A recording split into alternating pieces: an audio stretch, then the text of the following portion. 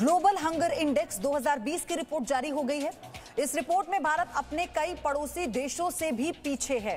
Report के मुताबिक भारत में 14% जनसंख्या कुपोषण की शिकार है। इस रिपोर्ट के जारी होने के बाद कांग्रेस नेता राहुल गांधी ने सरकार पर सवाल उठाए। जनसंख्या के मामले में दूसरा सबसे बड़ा देश भारत। 130 करोड़ हिंदुस्तानी मिलकर कई क्षेत्रों में दुनिया को पीछे छोड़ रहे हैं। भारत आत्मनिर्भर बनने की राह पर भी तेजी से दौड़ रहा है। लेकिन इन सब के बीच ग्लोबल हंगर इंडेक्स 2020 की रिपोर्ट ने भारत को बड़ा झटका दिया है। इस रिपोर्ट के मुताबिक भारत की करीब 14% जनसंख्या कुपोषण का शिकार है।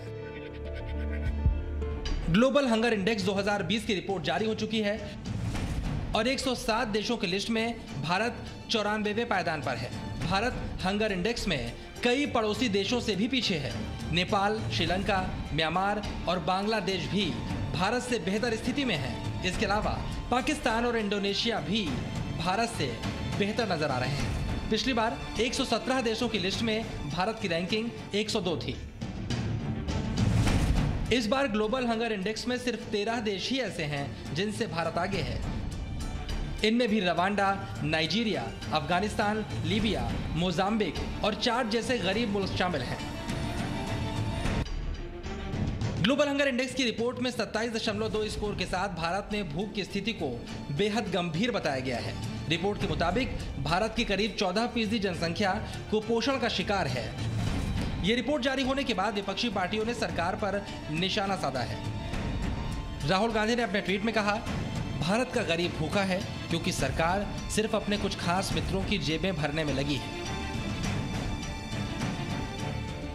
चलिए अब आपको बताते हैं कि आखिरकार ग्लोबल हंगर इंडेक्स की रिपोर्ट कैसे तैयार होती है। ग्लोबल हंगर इंडेक्स किसी देश में कुपोषित बच्चों के अनुपात 5 साल से कम उम्र वाले बच्चे जिनका वजन या लंबाई उम्र के हिसाब से कम है और 5 साल से कम उम्र वाले बच्चों में मृत्यु दर के आधार पर तैयार की जाती है।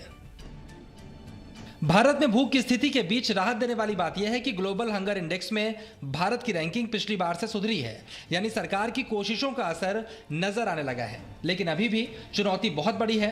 कोशिश इस बात की होनी चाहिए कि देश में हर व्यक्ति को भरपेट भोजन मिले। Bureau report, ji media. Presenting V News app available on Google Play and App Store. Download it now.